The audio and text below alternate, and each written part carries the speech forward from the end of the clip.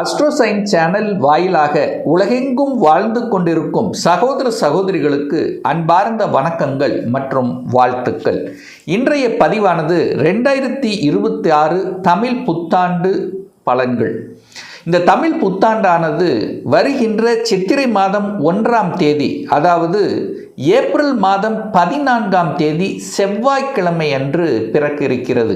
அதாவது மகர ராசியில் சதய நட்சத்திரத்தில் தனுசு லக்னத்தில் பிறக்க இருக்கிறது. அதாவது சூரிய பகவான் மேசத்துக்கு என்ட்ரி ஆகும்போது பிறக்க இருக்கிறது. அதுவும் இந்த 60 தமிழ் வருடத்தில் இது 40வது வருடம், பரபாவ வருடம். இந்த பரபாவ வருடத்தில் பார்த்தீங்கன்னா சனி பகவான் மீனத்திலே தான் இருக்க போகிறார். குரு பகவானுடைய பயிற்சியானது மிதுனத்திலிருந்து கடகமனைக்கு பயிற்சி ஆகிறது. எப்போன்னா ஜூன் மாதம் 2ஆம் தேதி அன்று. அதே போல இந்த வருடத்தில் ராகு கேதுக்களுடைய பெயர்ச்சியும் நடக்க இருக்கிறது. அதன்படி பார்க்கும் பொழுது கும்பத்திலிருந்து ராகு பகவான் மகரத்திலும், கேது பகவான் சிம்மத்திலிருந்து கடகத்துக்கும் பயிற்சியாகிறது. எப்போ அப்படின்னா டிசம்பர் மாதம் 6ஆம் தேதி. ஸோ இந்த கிரகங்கள், அதாவது இந்த வருடாந்த கிரகங்கள் அடிப்படையில் இந்த தமிழ் வருடத்தில் என்ன மாதிரியான பலன்கள், சாதகம் என்ன, பாதகம் என்ன, எதை செய்யலாம், எதை செய்யக்கூடாது என்பதை பற்றி டீட்டெயிலாக நம்ம 12 ராசிகளுக்கும் பார்க்க போகிறோம். இந்த பதிவை முழுவதுமாக பாருங்கள். கண்டிப்பாக ஏதாவது ஒரு ரூபத்தில் உங்களுக்கு யூஸ்ஃபுல்லாக இருக்குங்கிறதுல எந்தவித மாற்று கருத்து இல்லை. நம்முடைய சேனலை நீங்கள் ஃபஸ்ட்டு டைம் பார்ப்பவர்கள் என்றால் மறக்காமல் சப்ஸ்கிரைப் பண்ணிக்கிங்க. மீன ராசி அன்பர்களே, தமிழ் புத்தாண்டு எப்படி இருக்க போகுது? உங்கள் ராசியிலேயே சனி பகவான் இந்த வருடம் முழுவதும் உட்கார போகிறார். அதாவது விரையாதிபதி, லாபாதிபதியான சனி பகவான் உங்கள் ராசியிலே இருக்க போகிறார்.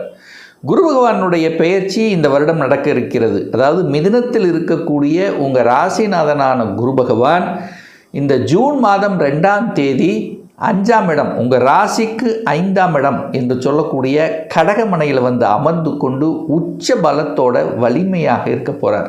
இது ஒரு பயிற்சி நடக்கிறதுக்கு. அடுத்து பார்த்தீங்கன்னா ராகு கேது பயிற்சியும் நடக்குது. எப்போ? டிசம்பர் மாதம் 6ஆம் தேதி.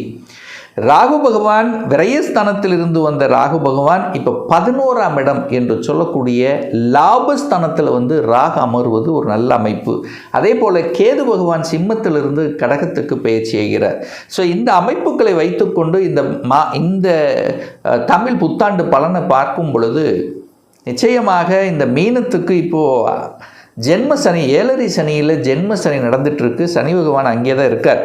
ஒரு மாதிரியான விரயத்தையும், ஏன்னா சனிங்கிறது ஒரு ஸ்லோ பிளானட் அல்லவா, உங்களுக்கு விரையாதிபதியாக வருவார். நிறைய செலவு, நிறைய அலைச்சல், திருச்சல், டென்ஷன், ப்ரெஷர் இப்படியோ இருக்கும். அல்லது அப்படியே மந்தமாக டல்லாக இருக்கிற மாதிரி, ஏதோ பறி கொடுத்த மாதிரி, எல்லாமே இருந்தும் எதுவும் இல்லாத மாதிரி ஒரு ஃபீலிங்ஸாவது கொடுத்துட்ருக்கோம். ஒரு மாதிரி மெதுவாக மந்தமாக இருக்கக்கூடிய தன்மைகளை இந்த மீனத்துக்கு கொடுத்து கொண்டு இருக்குன்னு சொல்லலாம்.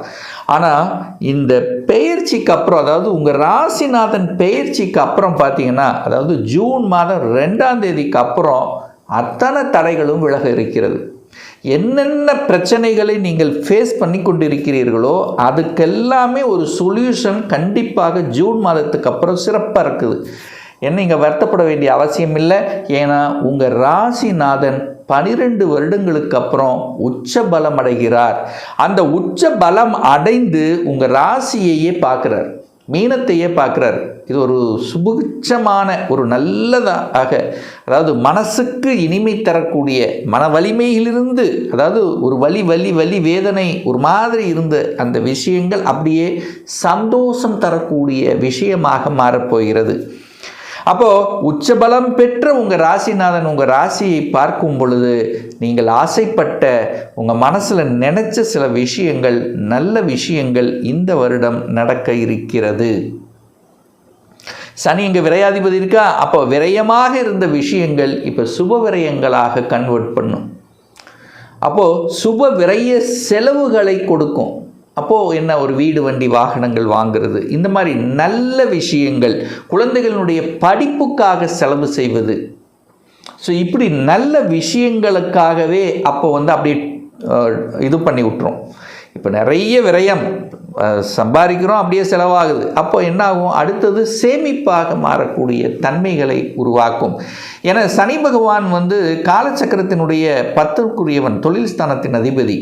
குரு 9க்குரியவன், பாக்யாதிபதி. அப்போது குரு சனியை பார்க்கும்போது தொழில் ரீதியில் நிறைய பேர் சில சங்கடங்களை சந்தித்து கொண்டிருப்பீர்கள். இந்த மீனராசி என்பர்கள் வேலையில் இருக்கீங்களா, வேலையில் ஒரே ப்ரெஷராக இருக்குது சார், ஒரே டென்ஷனாக இருக்குது சார், பேசாமல் வேலையை விட்டு போயிடலாமா, அவ்வளவு அழுத்தம் கொடுக்குறாங்க, அவ்வளவு ப்ரெஷர் போடுறாங்க அப்படி நினைத்து கொண்டிருக்கக்கூடிய மீனராசி என்பர்களுக்கு எல்லாமே இந்த ஜூன் மாதம் 2ஆம் தேதி வரை கொஞ்சம் பொறுமையாக இருங்க. அதுக்கப்புறம் அப்படியே தலைகீழாக மாறப்போகிறது. எவ்வளோ ப்ரெஷர், எவ்வளவு எல்லாம் அப்படியே சுமூகமாக தீரப்போகிறது அப்படிங்கிறதெல்லாம் மனதில் பதிய வைத்து கொள்ளுங்கள். சார் வேலை கிடைக்கல, வேலையில் திருப்தி இல்லை, திருப்தி கிடைக்க போகுது, வேலை மாறணும்னு நினைக்கிறேன் சார். கண்டிப்பாக நீங்கள் ஜூன் மாதத்துக்கு அப்புறம் மாறிக்கலாம். தாராளமாக உங்கள் இஷ்டம் போல் உங்களுக்கு மனதுக்கு பிடித்த வேலையை நீங்கள் மாற்றிக்கொள்ளலாம். அதில் எந்த தப்பு இல்லை. அல்லது அதுக்கு மாறுதலுக்கு உண்டான வாய்ப்புகளும் சந்தர்ப்பங்களும் உங்களுக்கு ஏற்படுத்தும். சார் பொருளாதாரம் எப்படி இருக்க போகுது, இந்த வருடம் உயர்வு அடைவேனா அப்படின்னு நீங்கள் கேள்வி கேட்டீங்கன்னா கண்டிப்பாக உண்டு. ஏன்னா குரு தான் அந்த பணத்துக்கு காரக கிரகம். அவர் உச்சமாகிறார், வலிமை பெறுறார்.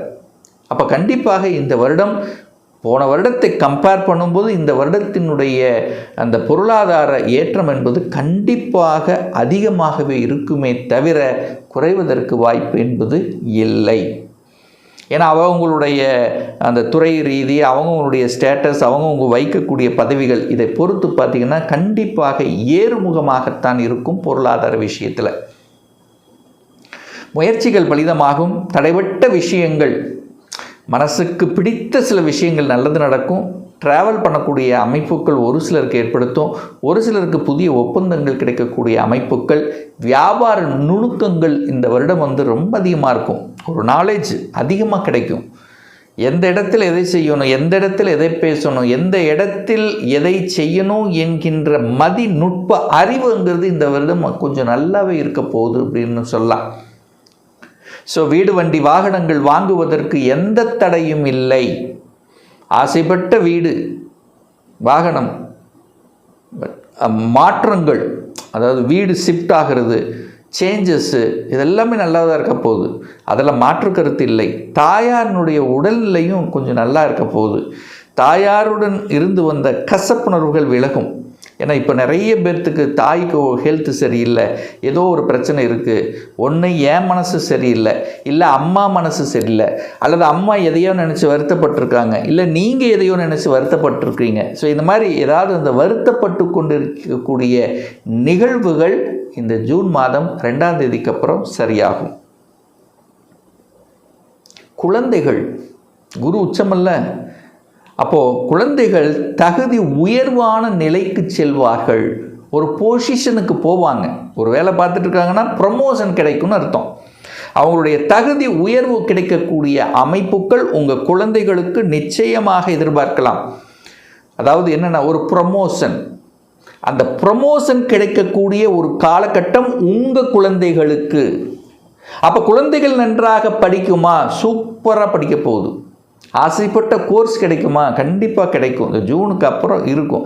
என்ன மனசு தான் கொஞ்சம் குழப்பிக்கிட்டு இருப்பீங்க.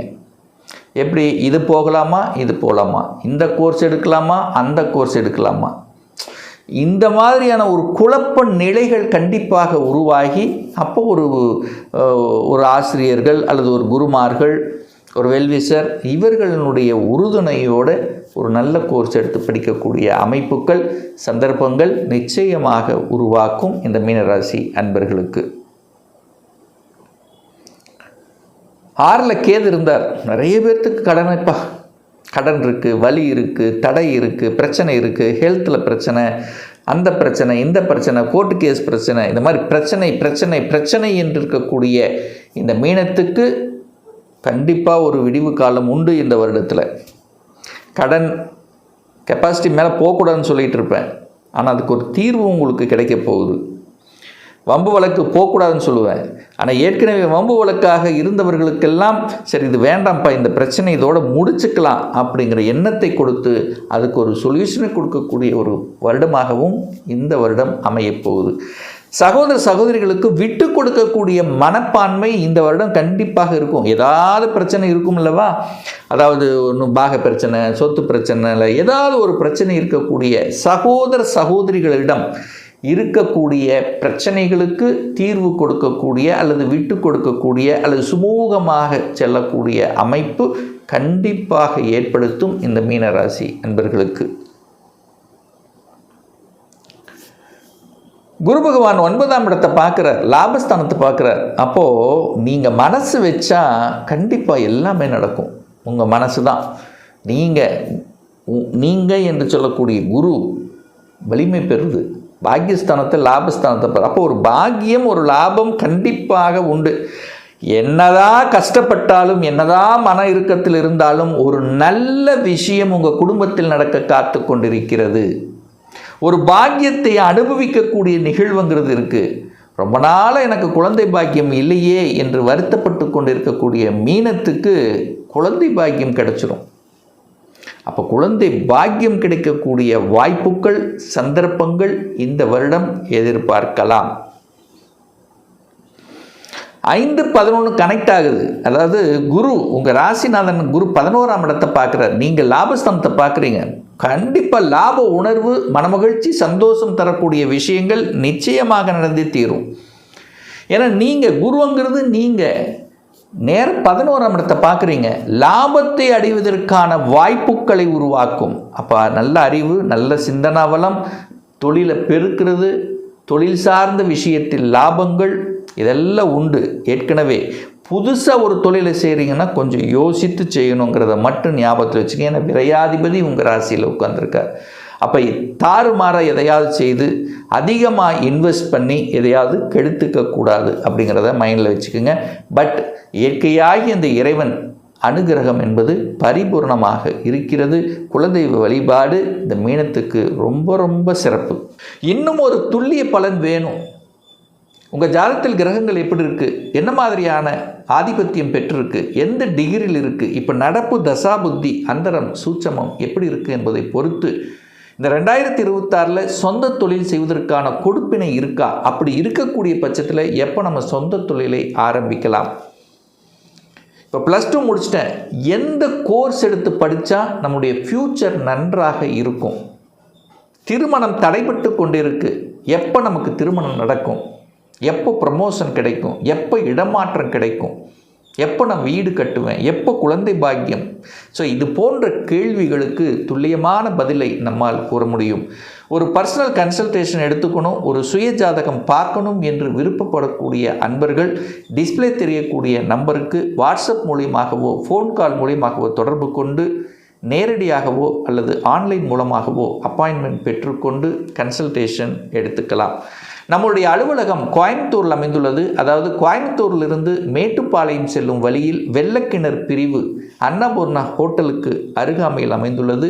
பிரியர் அப்பாயின்மெண்ட் வாங்கிட்டு நேரடியாக கன்சல்டேஷன் எடுத்துக்கலாம். நிச்சயமாக இந்த பதிவு ஏதாவது ஒரு ரூபத்தில் உங்களுக்கு யூஸ்ஃபுல்லாக இருக்குங்கிறதுல எந்தவித மாற்று கருத்தும் கிடையாது.